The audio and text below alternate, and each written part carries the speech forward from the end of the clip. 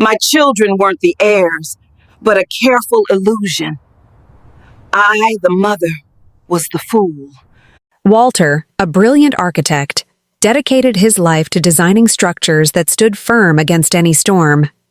He believed in foundations, in the unshakable truth of good engineering. I, a retired historian, spent my days preserving the past, believing that knowing where you came from was the only way to build a worthy future. Our home was a sanctuary, a testament to our life's work. The walls were filled with photographs of our two sons, Thomas and Mark, their faces a story of our shared happiness.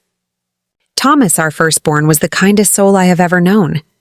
He had his father's unwavering integrity and my thirst for knowledge. Mark, our youngest, was different. He was charming and ambitious, always quick with a smile and a hug, a boy who seemed to live to please us.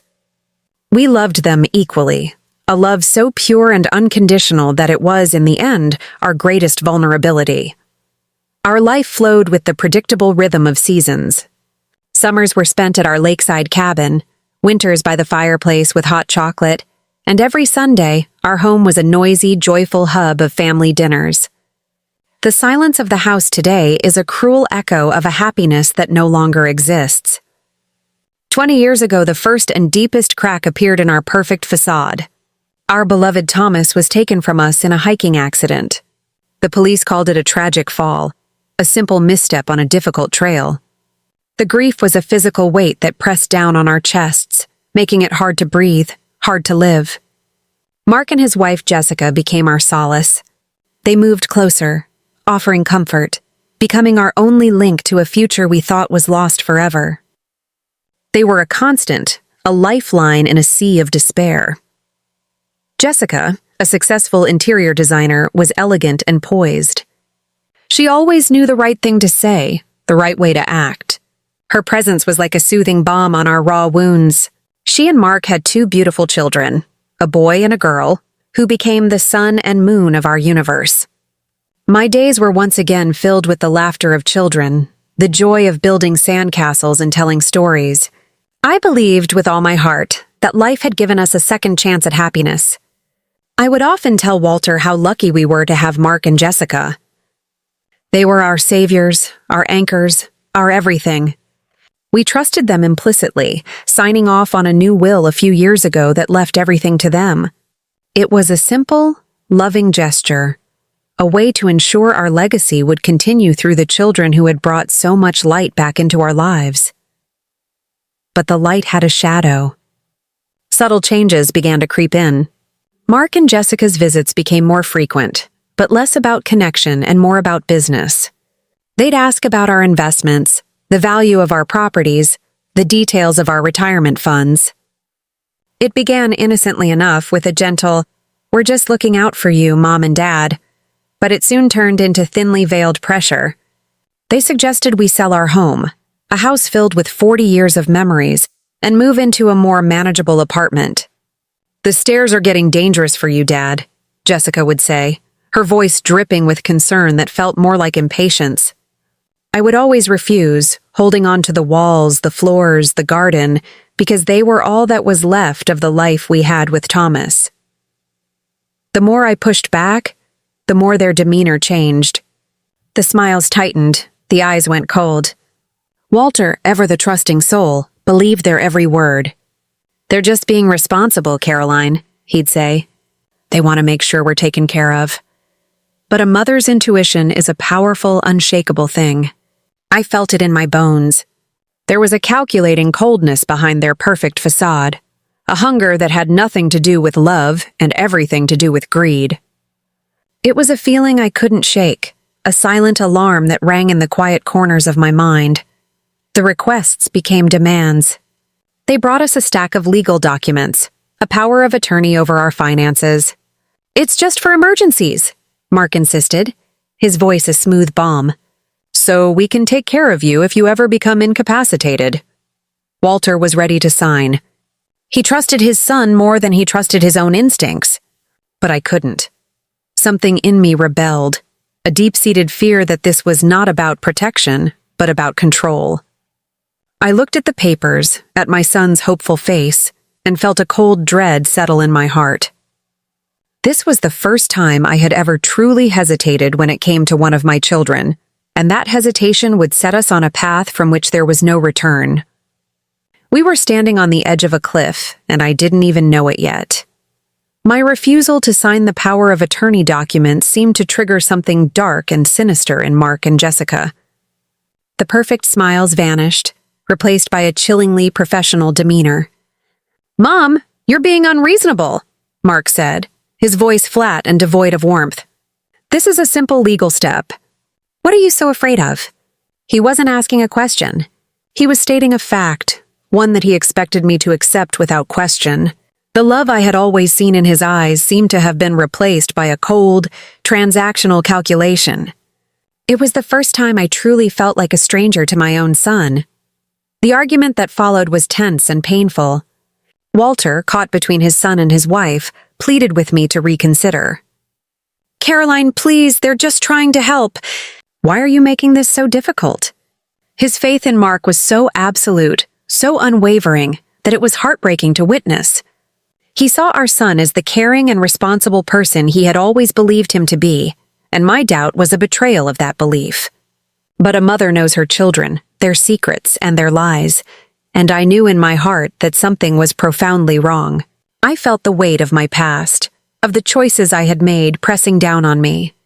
I had always shielded Mark, always believed the best of him, but this was different. This was a hunger I had never seen, one that couldn't be sated by a simple hug or a kind word. That night, I couldn't sleep. The house, usually a source of comfort, felt cold and alien. I walked through the quiet halls, my mind racing, trying to find a reason for this sudden change. My thoughts kept returning to Thomas. I remembered him in the weeks before his death. He had been distant, troubled, and unusually secretive. He would spend hours in his study, scribbling in a notebook that he always kept under lock and key. After his death, we had cleaned out his study, but we never found that notebook. The police had assumed it was lost in the accident, but something deep in my memory told me otherwise. Thomas was a man of meticulous habits. He never lost anything important. A new thought, a terrifying one, suddenly took root in my mind. What if the notebook wasn't lost? What if it was taken? I remembered a small hidden safe in the back of Thomas's closet, a place where he stored old coins and sentimental letters from his childhood. We had never thought to check it after his passing. Walter had insisted that we leave everything as it was, to honor Thomas's memory. But now, with this gnawing suspicion, I knew I had to look. The next morning, while Walter was out, I drove to Thomas's old house. It had been sold to a young couple who, fortunately, had been kind enough to let me keep a few of Thomas's old belongings in the garage. I found the dusty old box, my heart pounding in my chest.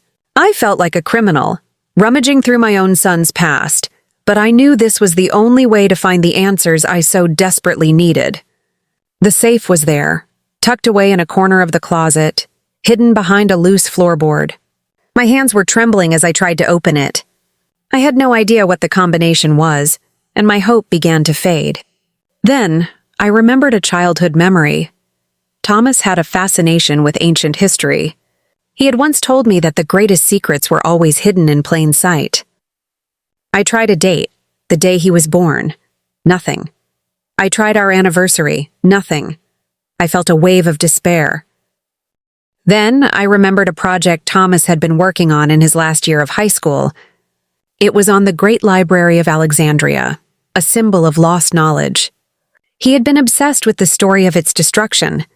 I remembered him saying that the library's greatest secret wasn't what it contained, but that it was a myth.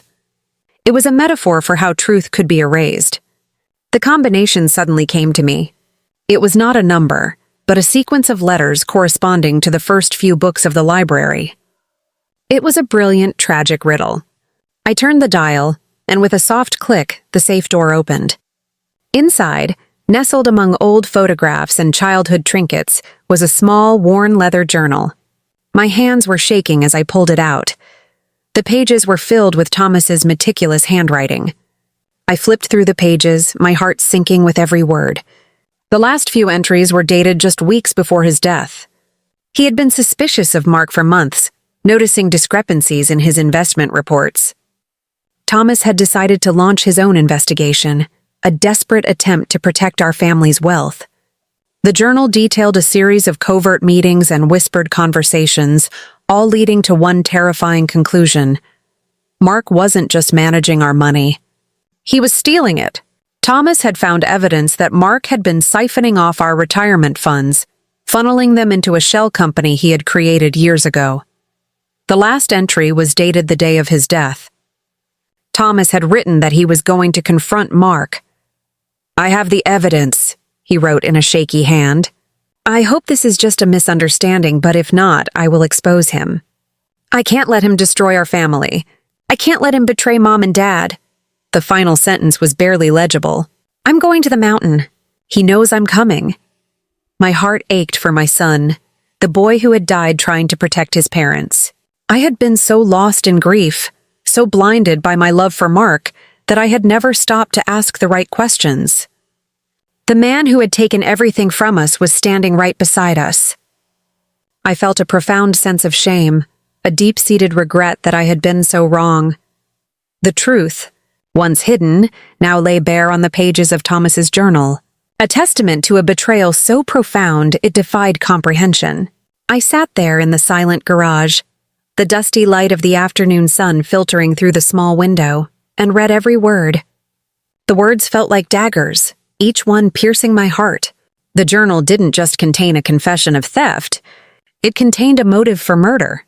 Thomas had been gathering evidence for months, meticulously documenting Mark's every move, his every financial transaction. Mark had been systematically draining our family's wealth, small amounts at first, then larger and larger sums, funneling them into a series of fictitious businesses. He was desperate, entangled in a web of bad investments and dangerous debts. Our savings were his only way out. The last entry, a mere 3 sentences, was a chilling farewell. "I'm going to the trail to meet him. I have the evidence. The truth must be told." The word truth was underlined 3 times. Thomas had gone to confront his brother, not knowing he was walking into his own grave. I felt a surge of cold fury, a wave of incandescent rage that had been dormant for 2 decades. My mind replayed the scene of Thomas's funeral, Mark's face a mask of grief. He had held me as I sobbed, whispering how sorry he was for my loss. It was an Oscar-worthy performance, a masterclass in deception, and I, his foolish mother, had been his most devoted audience. I went home, my body heavy with the weight of the truth.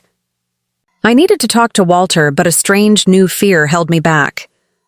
Walter's faith in Mark was so absolute, so ingrained, that I worried he wouldn't believe me. He would see me as an old woman consumed by grief and paranoia. But I knew I couldn't keep this a secret. It was a betrayal of my own heart, a betrayal of Thomas's memory. That night, after a quiet, tense dinner, I took out the journal. "Walter," I said, my voice trembling, "I need you to read something." I handed him the leather-bound book, my hands shaking. He looked at me with confusion, then with concern. He began to read, his face a kaleidoscope of emotions. His eyes widened, his lips thinned, and a single silent tear rolled down his cheek. When he finished, he sat in silence, staring at the wall. The foundation of his life, the bedrock of his beliefs, had just crumbled.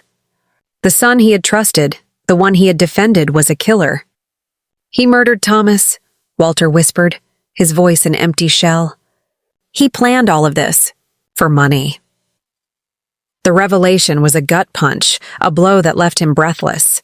He looked at me with a profound sadness that was 1,000 times more devastating than any anger. He had been wrong. His faith in his son, his refusal to see the truth, had cost him his other son. Suddenly, the phone rang. It was Mark.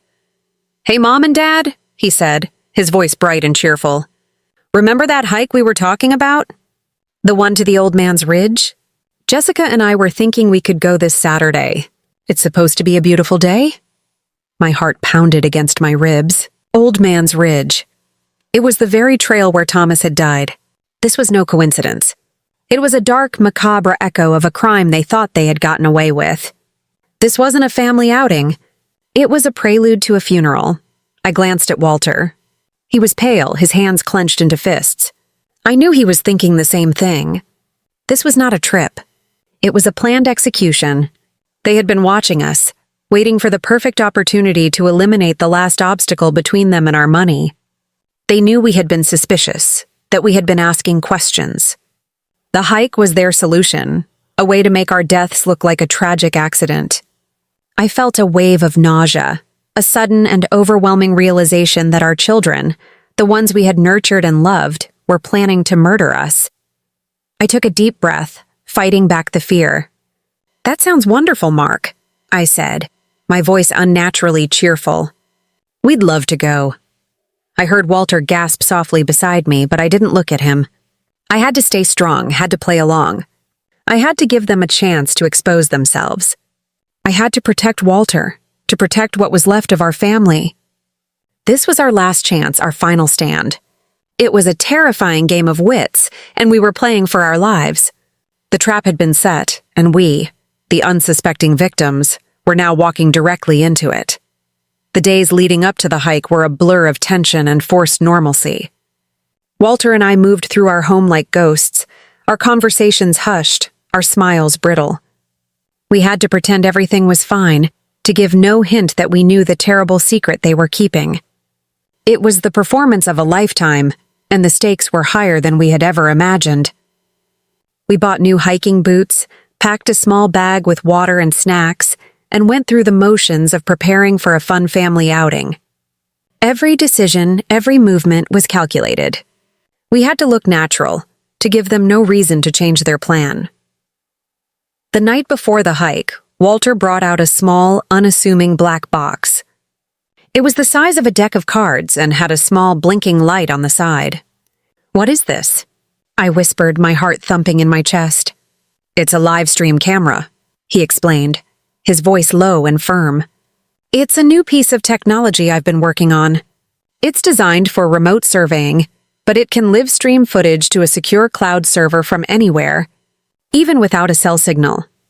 He had built it to be the ultimate failsafe, a way to ensure that our last moments would not be lost to the world. A simple recording on a phone was too risky. It could be stolen, destroyed, or lost in the fall. But a live stream? It would be broadcast in real time. If we died, the world would see exactly what happened. It was a terrifying yet brilliant plan. The next morning, the air was crisp and cold. Mark and Jessica arrived, their faces a mask of cheerful innocence. Mark gave me a big hug, whispering, "So glad you changed your mind, Mom." The words were meant to be comforting, but they felt like a veiled threat. We packed into their SUV, and the four of us drove in strained silence, the unspoken truth hanging in the air like a thick fog. As we drove, Walter subtly activated the camera, a small green light flickering on before disappearing into the shadows of his backpack. The stream had begun. The hiking trail was beautiful, a winding path through a dense forest of pines and oaks. Sunlight filtered through the leaves, casting dappled patterns on the ground. It was the kind of place you'd expect to find in a fairy tale, not in a horror story. Mark and Jessica were in their element, chatting, laughing, and pointing out the different types of birds and wildflowers. They seemed so genuinely happy, so perfectly normal that for a moment I almost believed it. But then I looked at Walter. His face was a stoic mask, his eyes scanning the path ahead, his hands subtly touching the backpack where the camera was hidden. He was ready. As we neared the top of the ridge, the scenery changed. The trees thinned out, replaced by a rocky, windswept landscape. The path narrowed, leading to a sheer cliff overlooking a deep, jagged gorge. It was the same place where Thomas had died. My legs began to feel weak, a wave of dizziness washing over me. I wanted to turn back, to run, but I couldn't. This was our final act. We had to face them, to expose them. Mark and Jessica led us to the edge of the cliff. "Isn't the view amazing?" Mark said, his voice a little too loud. "It's the perfect place for a photo." He handed his phone to Walter, who, with his hand on the camera in his backpack, pretended to take a picture. The wind howled around us, a lonely, mournful sound. Jessica came up to me, her arm wrapped around my waist, her grip surprisingly strong. "You look great, Mom," she said, her smile not reaching her eyes. I felt a cold dread as Mark came up behind Walter. I could feel the tension, the quiet calculation in his movements. And then, it happened. In a flash, Mark and Jessica pushed us. Walter's scream was a sharp, guttural sound, mine a silent, panicked gasp. My body flew through the air, the wind rushing past my ears, the ground a distant, terrifying blur. I saw Walter falling beside me, his eyes wide with a mixture of terror and resolve. The livestream camera, a silent witness, was still broadcasting, capturing every horrible, breathtaking second. We were falling, but in a way we were also flying, exposing the truth to an unseen, unsuspecting world. The world became a chaotic blur of colors and sounds. The wind howled in my ears, the rocks blurred into a frantic gray, and the ground rushed up to meet me with a bone-chilling certainty. The last thing I saw before the darkness consumed me was Walter's face, his eyes filled with a mixture of terror and determination. He was holding onto his backpack, the tiny camera within broadcasting our final moments to a secure, unseen cloud. I hit the ground with a sickening crunch, the pain exploding through my body in a white-hot flash. Then silence. A deep, profound, and terrifying silence. I lay there, in a crumpled heap, a million miles away from the life I had known. My left arm was twisted at an unnatural angle, and a searing pain shot through my leg with every shallow breath. The air, once so fresh and clean, now tasted of dust and dirt. I wanted to scream, to cry out for help, to let the world know what my own children had done. But I couldn't. I had to remain still. Walter had warned me. They would come back to check on us. We had to be a convincing final act. I heard muffled sounds from above, the faint crunch of footsteps on rock. Then a low murmur of voices. It was Mark and Jessica. "It's done," I heard Mark say, his voice lacking any emotion. "They're gone." Jessica's voice, usually so melodic and sweet, was now a harsh, cold whisper. It was so easy. "I told you it would be, just like the last time." The word sent a fresh wave of ice-cold dread through me. Just like the last time. She was referring to Thomas. They weren't just in on our attempted murder. They were complicit in his. The live stream camera in Walter's backpack, a silent, unblinking eye, was capturing every terrible word. I could almost hear the truth being etched onto the digital record, a permanent monument to their betrayal. I felt a surge of rage, a deep, furious anger that gave me the strength to lie there, feigning death. I forced my breathing to become shallow, almost imperceptible. I kept my eyes closed, my face a blank mask of unconsciousness. I had to be perfect. This was the final act of a play they had been rehearsing for years. A play where they were the grieving heroes and we, their parents, were just unfortunate victims. I could almost picture them now, their faces contorted in feigned sorrow as they crawled back up to the trail, to the path where they would meet the rescue teams and put on their final, most convincing performance. The sounds of their voices faded as they moved away. The silence returned, heavy and oppressive. I was alone with Walter, who was lying just a few feet away. "Walter?" I whispered, my voice a broken rasp.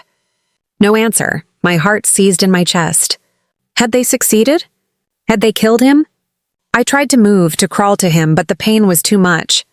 I lay there, helpless and terrified, waiting for a response that might never come. Then a low murmur. "I'm here, Caroline," Walter whispered, his voice weak and full of pain. "They're gone. The live stream is still running." I felt a wave of relief so intense it made me lightheaded. We were alive. We were in pain, but we were alive. And the truth, their truth, was being broadcast to the world. We had a chance. We just had to hold on. Minutes stretched into an eternity. I could hear the faint sound of sirens in the distance, a ghostly wail that grew louder and louder. It was the sound of salvation, but also a sound of terrifying anticipation. Mark and Jessica were about to begin their final performance, and we, the audience, were about to see their true colors. Soon, I heard new voices, loud and authoritative, accompanied by the sound of boots crunching on rock. The rescue team had arrived. I heard Mark's voice, a dramatic, heartbreaking sob that would have convinced anyone. "They're down here. My parents. Please hurry." The performance was perfect, every word carefully chosen, every emotion finely tuned. It was a masterpiece of deceit, and it was all being live-streamed. They were so confident, so convinced of their victory, that they had no idea their every move, every carefully crafted lie, was being recorded and broadcast for the world to see. A rescuer approached me. I felt his hands on my neck, searching for a pulse. His touch was gentle, his voice full of concern. "This one still has a faint pulse," he announced, referring to Walter. "The woman? I'm not sure. We need the medical team down here immediately." My heart raced. The plan was working. They would believe Walter was on the verge of death, but still alive, while I would be close enough to death to not be an immediate threat. I had to continue the charade, to pretend to be on the brink of death. I had to be a ghost, a whisper, a silent witness to their final grand lie. The next few minutes were a living nightmare. I lay motionless, a puppet with severed strings as paramedics worked on my broken body. I felt them carefully lift my arm, securing it to a splint, and strap my leg into a brace. Every touch sent a jolt of pain through me, but I held on, a silent sentinel in my own body. I had to fight every instinct that screamed at me to open my eyes, to tell them what had happened, to beg for help. But I knew that if Mark and Jessica were still watching, if they knew I was lucid, they would find a way to silence us forever. They had already proved their ruthlessness. This time it wouldn't be an accident. It would be something much more direct and definitive. The live stream, a ghostly presence, was still our best weapon.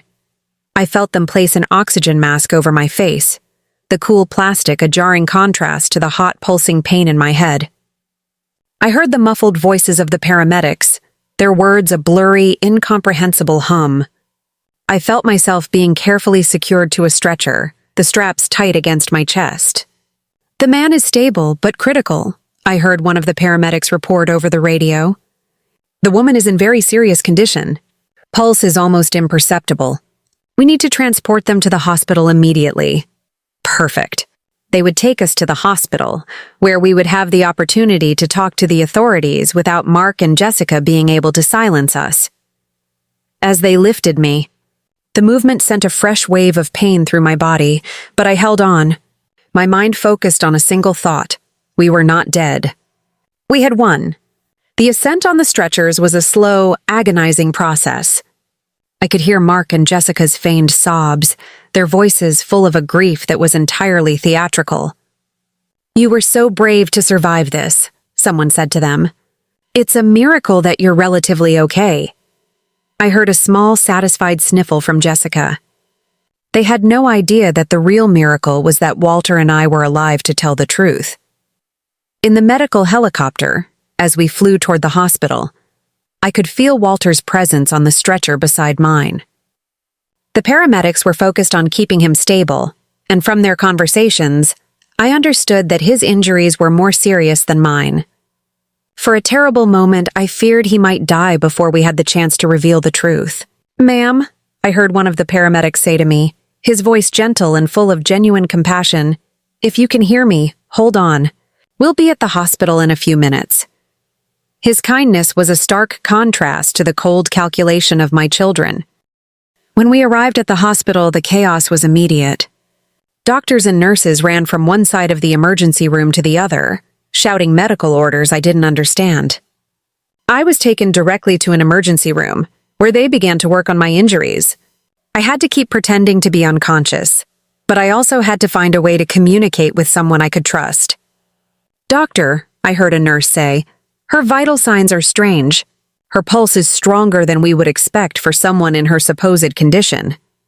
My heart skipped a beat. They had discovered me.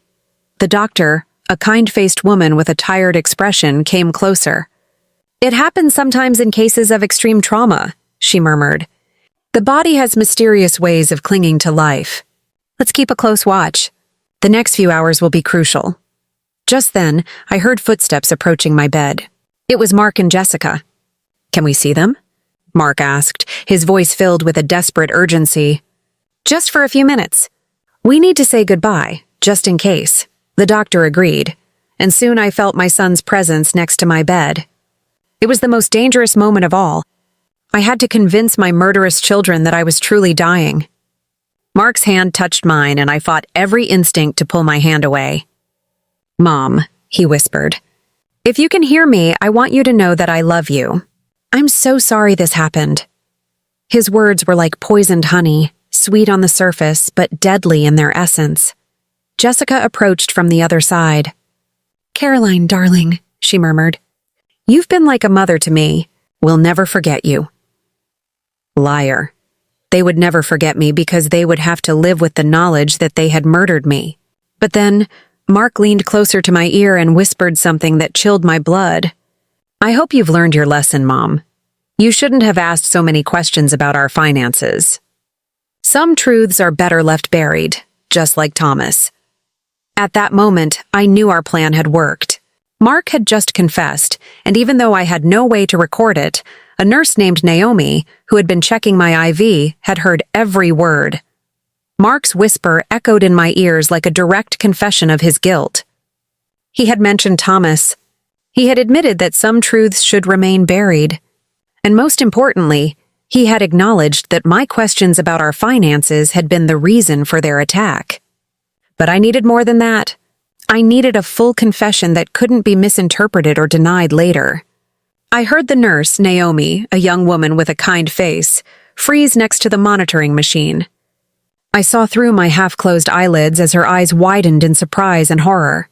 She had heard something she shouldn't have heard, and her expression told me she understood the implications of those words perfectly. What did you say about Thomas? Jessica whispered, obviously surprised by the mention of the dead brother. Mark tensed, realizing he had said too much. Nothing, he muttered. I just meant, well, Mom always wondered what really happened that night. I guess it doesn't matter anymore. But it did matter. And Jessica was smart enough to realize that her husband had made a mistake. Mark, she said in a tense voice, let's go. The doctors need space to work. I could feel the tension between them, the mutual understanding that they had said too much in the wrong place. After they left, the nurse Naomi approached my bed. Ma'am, she whispered so low I could barely hear her. I know you can hear me. What I just heard is not normal. If you are in danger, you need to tell me somehow. Her voice had an urgency that filled me with a desperate hope. Someone else had started to suspect. Slowly, almost imperceptibly, I moved my index finger.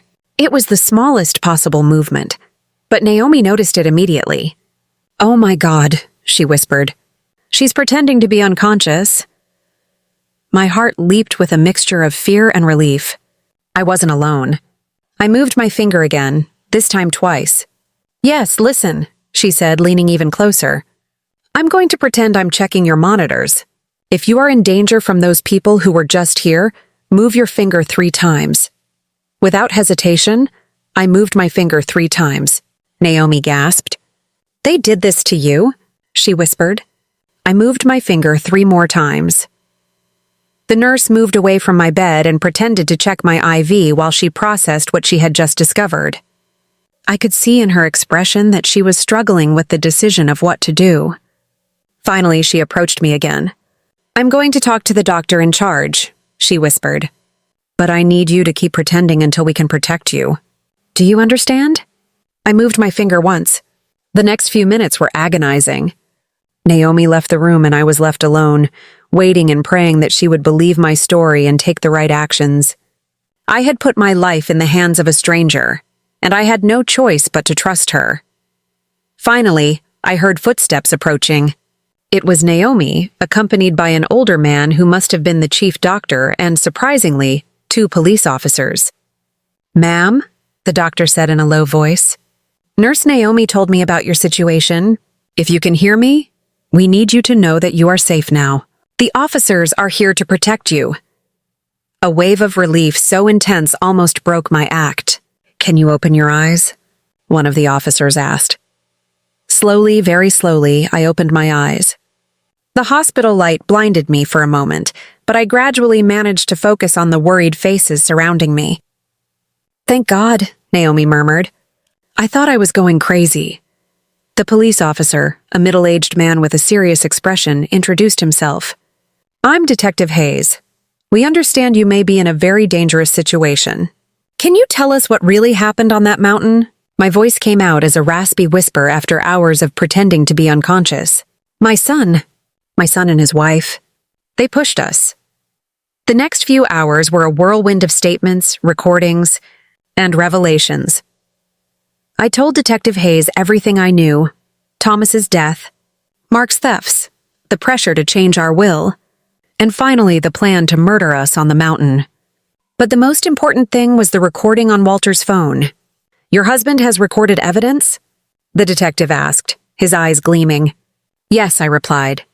"Everything is on his phone. The confessions, the plans, everything." The detective immediately went to the room where Walter was being treated.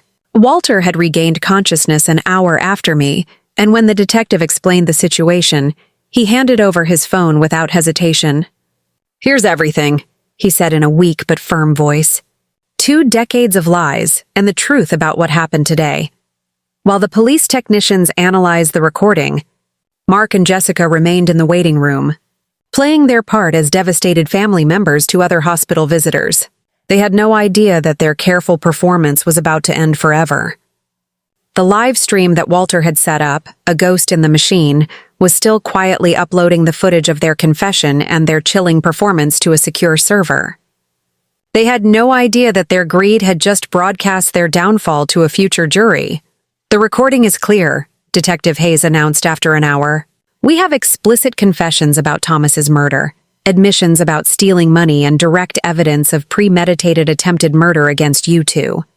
It's more than enough to arrest them." But their plan wasn't just to commit murder. They had planned the aftermath as well. They had prepared a carefully crafted alibi, a story about a rock slide that had caused our fall. The recording, however, told a different story. It was a direct, irrefutable testimony to their crimes. "But are you going to arrest them here?" I asked, concerned about our safety. "If they realize we're alive and talking..." The detective nodded, understanding my concern. "We already have officers in position. As soon as we have the arrest warrant signed, we'll take them in. In the meantime, you are both under police protection." The irony of the situation was not lost on me. Mark and Jessica were downstairs, probably talking to other patients' relatives, receiving condolences for our supposed deaths, and planning how to handle our funeral and inheritance. They had no idea that upstairs in the hospital rooms, we were tearing down their carefully constructed world of lies. "Is there anything else?" the detective said, pulling out a folder of papers. "After hearing your story, we investigated your son's finances. Not only is he bankrupt as you suspected, but he also owes money to some very dangerous people, unofficial lenders who don't take excuses." My blood ran cold. "You mean that we weren't just inconvenient to him?" He confirmed it. The detective said we were Mark's only salvation. With our inheritance, he could pay off his debts and start over. Without us, he would probably be dead in a few weeks. That revelation added a new dimension to the betrayal. He hadn't just seen us as obstacles. He had seen us as his financial lifesaver. Our death was not just convenient for him. It was absolutely necessary for his survival. "And what will happen to our grandchildren?"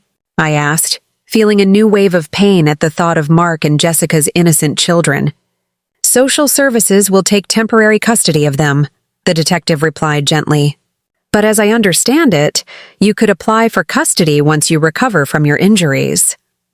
The idea of raising the children of our own murderers was overwhelming, but it was also the only way to ensure that something good would come out of this nightmare. Those children were innocent, and they deserved a chance to grow up in a home where love was real, not feigned. "It's time," the detective announced when an officer entered the room with papers in hand. "The warrants are signed. We're going to arrest them now." Through the window of my room that overlooked the hospital parking lot, I could see police officers discreetly positioning themselves. The moment I had been waiting for 20 years had finally arrived. "Mark Black and Jessica Black," I heard the firm voice of the officer in charge. "You are under arrest for the murder of Thomas Black and the attempted murder of Caroline and Walter Black." The silence that followed was deafening. Then Jessica's hysterical voice. "What are you talking about? We're the victims here. Our in-laws died in an accident." "Ma'am," the officer replied calmly, "your in-laws are alive and they have provided complete evidence of your crimes." There was a moment of absolute silence, followed by a scream of desperation from Mark. "That's impossible. We saw them die. They were dead."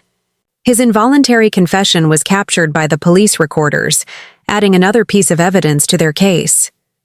Through the radio, I heard Jessica begin to blame Mark. "It was all his idea. I didn't want to do any of this. He forced me." And Mark, in desperation, screamed, "You were the one who suggested the cliff.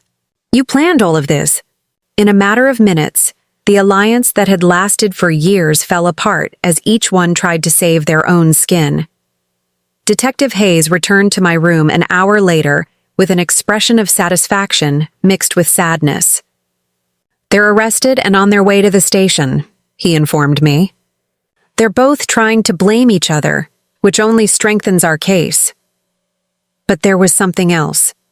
His face, once so serious and composed, now held a look of profound sorrow. "What else?"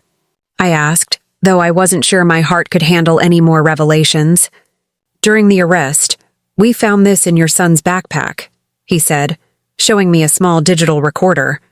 "Apparently, he had been recording his conversations with you and your husband for the past few weeks, probably looking for evidence that you suspected something." My blood ran cold. "What does that mean?" I asked. The detective sighed.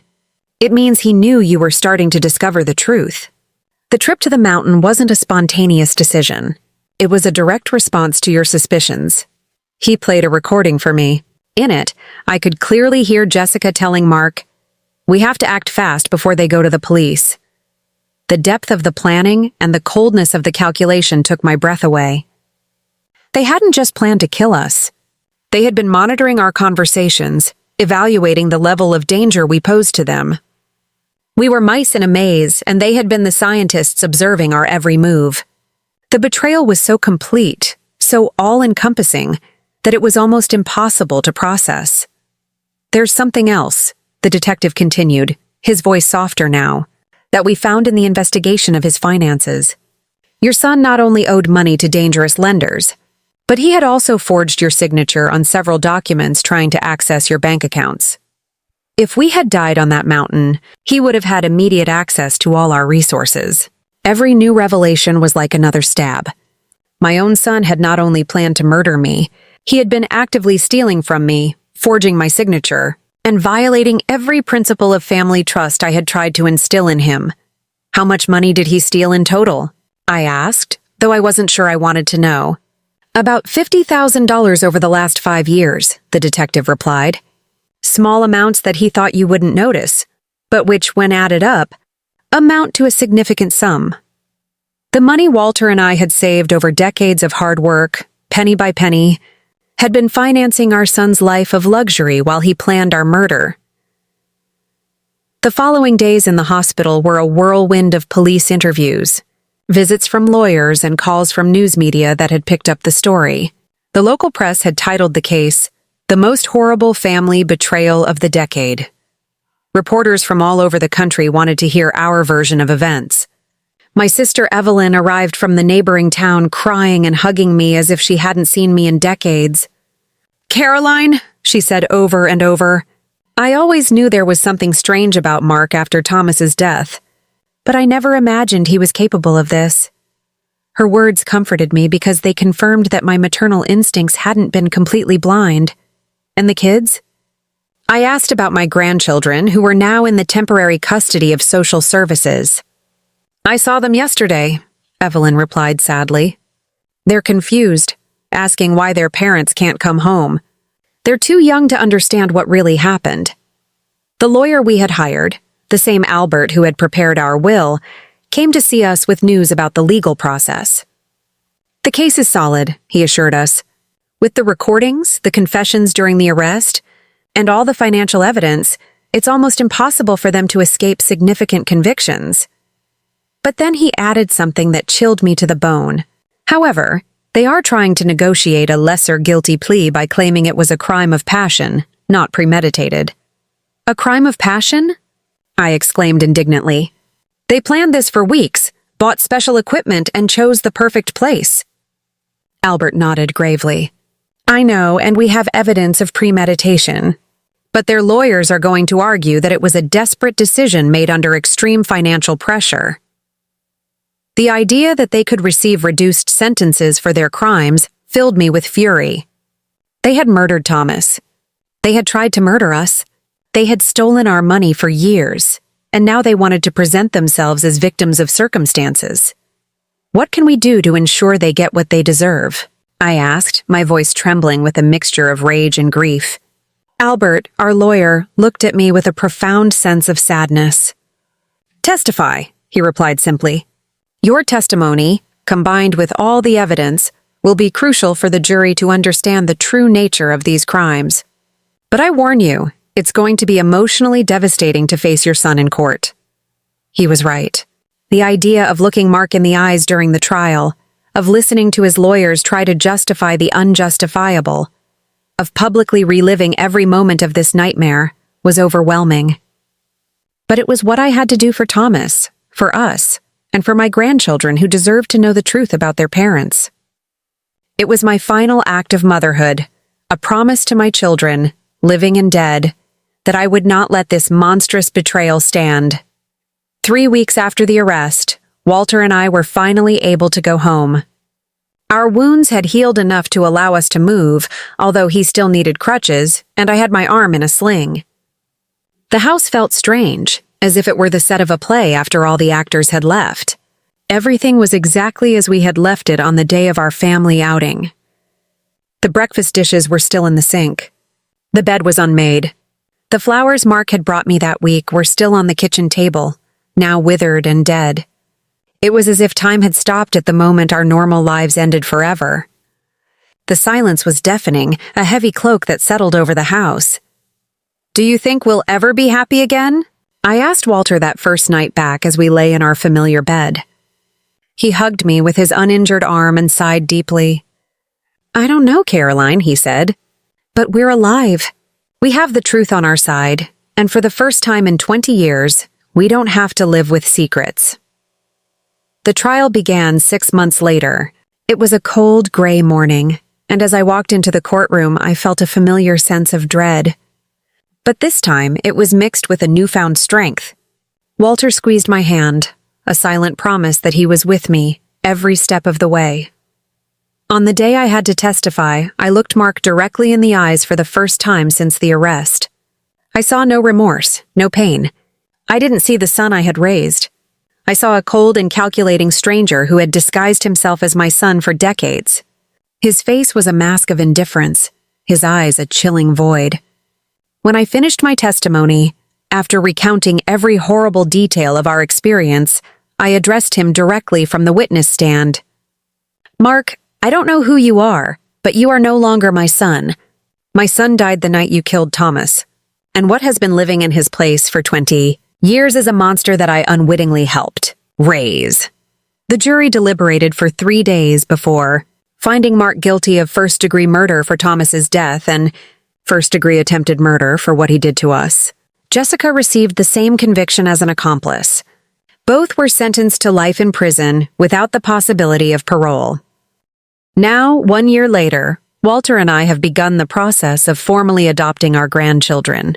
They are beautiful and innocent children who deserve a chance to grow up knowing what true love is, not the manipulative and toxic love they received from their biological parents. Every night when I tuck them in, I tell them about their Uncle Thomas, the brother they never knew. I tell them about his kindness, his honesty, his dream of a world where truth was sacred.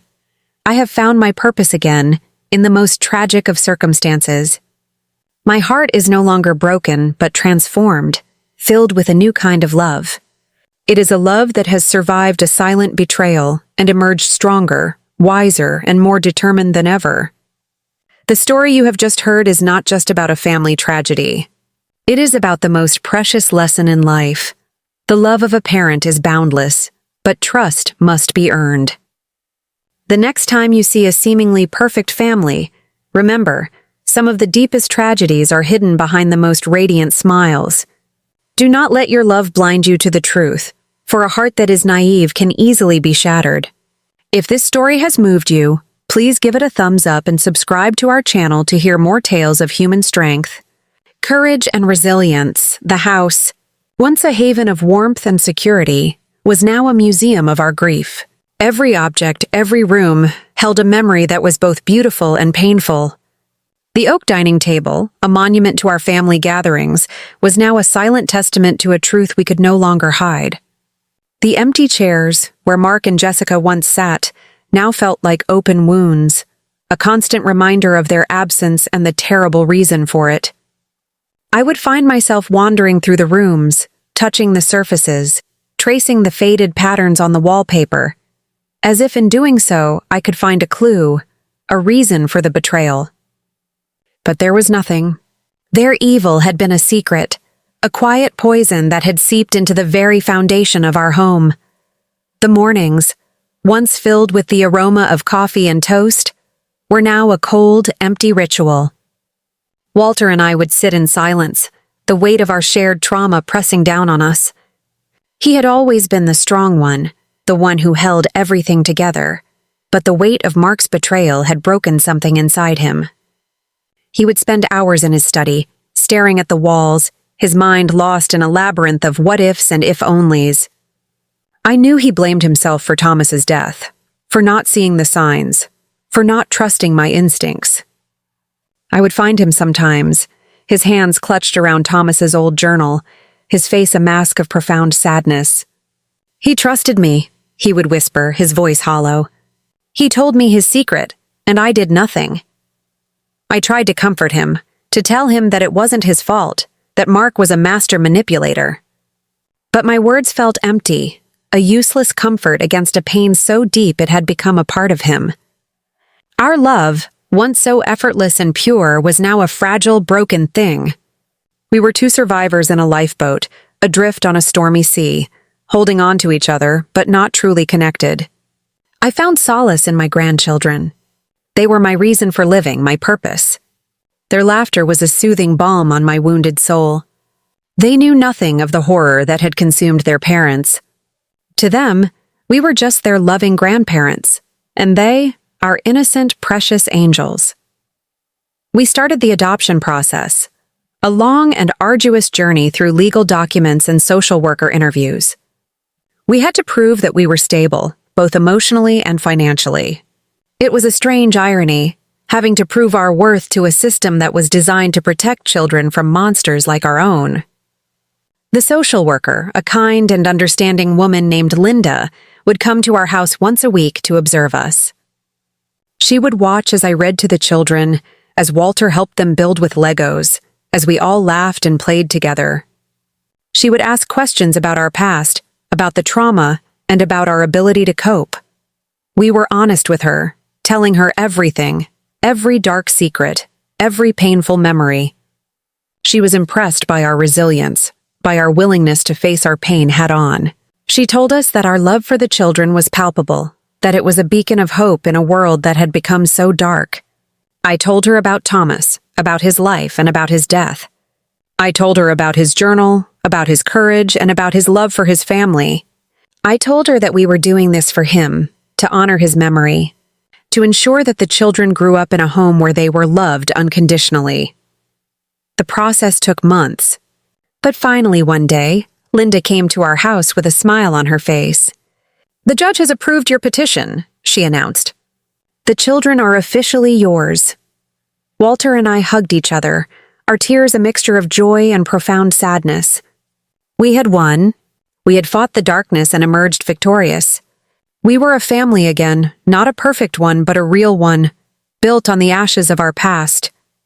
But the past had a way of haunting us. The trial had made national headlines. Our faces were on every news channel, our story a cautionary tale. Strangers would stop us on the street, some offering condolences, others asking for details, their eyes filled with a morbid curiosity. We became a spectacle, a public symbol of a private tragedy. I found myself struggling with the new reality. How do you move on from a pain so deep it has become a part of your identity? How do you look at a child's face and not see the reflection of the person who betrayed you?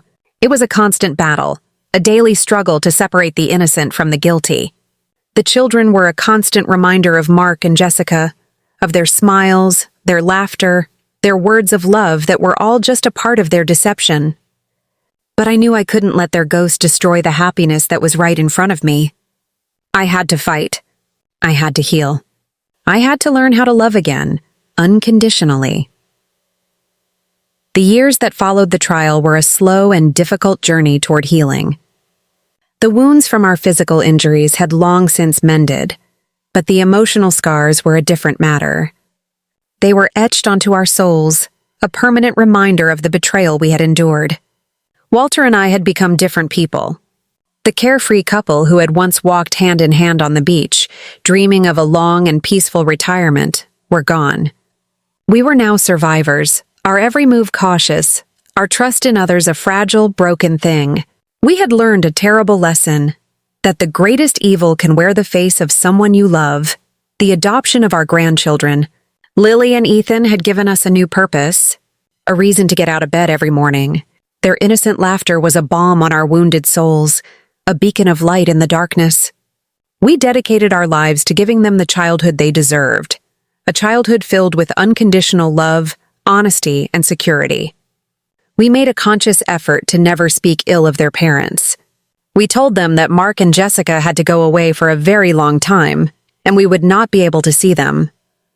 They were too young to understand the complex web of lies and betrayal, and we didn't want their childhoods to be tainted by the same darkness that had consumed ours. But the past has a way of catching up with you. On Lily's 10th birthday, a reporter from a national newspaper contacted us, wanting to do a retrospective on the case. He had found us despite our efforts to remain anonymous. He wanted to know about our life now, about the children, about the aftermath of the trial. I told him we had nothing to say, that our lives were private, and we just wanted to be left alone. But the article was published anyway, a heart-wrenching piece that recounted every painful detail of the betrayal, complete with photographs of our family, past and present. The piece ended with a photograph of Lily and Ethan, their innocent smiles a stark contrast to the tragic story that surrounded them. The article opened a door to the past that we had so desperately tried to keep closed. The children, now old enough to read, saw the article. They came to me, their eyes wide with confusion and pain. "Grandma," Lily asked, her voice trembling, "what does this mean? Who is Thomas? Why does it say Mom and Dad did something bad?" My heart shattered. I had prepared myself for this day, but it was 1,000 times more painful than I had imagined. I sat them down and told them the truth, a sanitized version of it, of course, but the truth nonetheless. I told them that their parents had made some very bad choices, that they had taken something that didn't belong to them, and that they had to go to a place where they could think about what they had done. They cried, their small bodies shaking with sobs. They didn't understand, and how could they? How do you explain to a child that their parents are monsters? I held them close, whispering words of comfort, assuring them that they were loved, that they were safe, and that nothing would ever change that. But a part of me knew that something had changed forever. The innocence of their childhood was gone, replaced by a terrible knowledge that would haunt them for the rest of their lives. The years passed. The children grew into beautiful, kind, and compassionate adults. They were the opposite of their parents, a testament to the power of love over hatred. But the wounds never truly healed. They would often come to me, their voices filled with a quiet sadness, and ask about their Uncle Thomas. I would tell them stories about him, about his kindness, his brilliance, his unwavering sense of justice. He became a ghostly presence in our home, a silent guardian, a hero in a family of villains. Walter, my beloved husband, never fully recovered from the trauma. He lived for our grandchildren, but his spirit was broken. The last few years of his life were a quiet, peaceful existence, but a part of him was always trapped in the past, in the moment he fell from that cliff. He would sit in his chair, staring out the window, his mind replaying the horror of that day. He passed away peacefully in his sleep, his last words a whispered apology to Thomas. I was now alone, a widow, a mother to children who were not my own, a survivor of a crime so heinous it defied comprehension. The house, once a museum of our grief, was now a monument to our resilience. The walls were filled with new photographs, of Lily and Ethan, of our new family. But the old photographs, the ones of Thomas and Mark, still hung on the wall, a reminder of the past. The photograph of our family, the one taken years ago, was a beautiful lie. The truth was now painted on the faces of my grandchildren, a truth that was both painful and beautiful. A truth that had cost us everything, but had given us a new life. A life that was built not on love, but on an unconditional, unshakable truth. The funeral for my husband, Walter, was a quiet affair. Only a handful of close friends and family attended. We had chosen to keep the ceremony private, far from the prying eyes of the media that had once feasted on our tragedy. Lily and Ethan, now grown into strong, compassionate young adults, stood by my side, a testament to Walter's legacy and our shared resilience. They had become everything their parents were not, honest, kind, and fiercely loyal.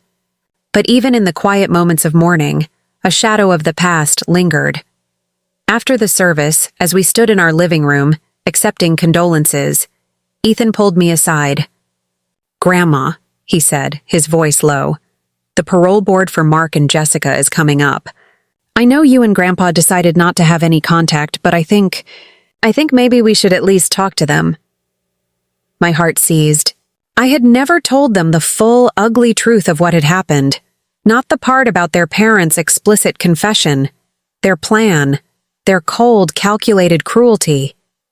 I had tried to protect them, to shield them from a reality that was too dark for their young souls. But now, with Walter gone, I knew I had to be strong. "Why, Ethan?" I asked, my voice trembling.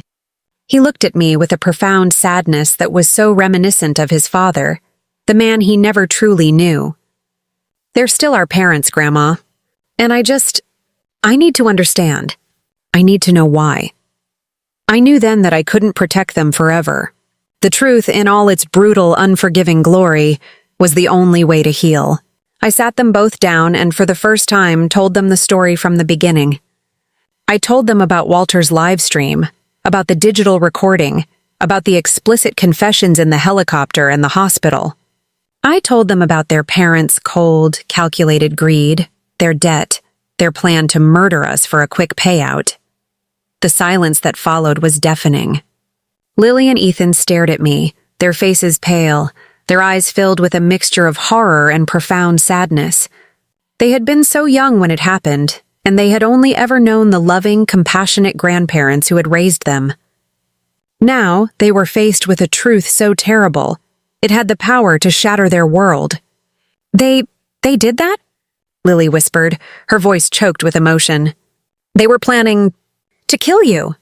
I nodded, my eyes filled with tears. I saw in their faces a dawning realization, a sudden and devastating understanding of the darkness that had haunted our family for so long. The next day, Ethan and Lily went to the prison to meet their parents for the first time in years. I waited for them at home, my heart a heavy stone in my chest. When they returned, their faces were a mask of devastation. They didn't speak, not at first. They just walked in and sat on the couch, their heads in their hands. "Grandma," Ethan said finally, his voice a broken whisper, "they're still pretending. They told us that you and Grandpa are liars, that you made it all up to get our inheritance." My heart ached for them. They had gone seeking the truth, hoping for a sliver of remorse, a shred of human decency, and all they had found was more deceit.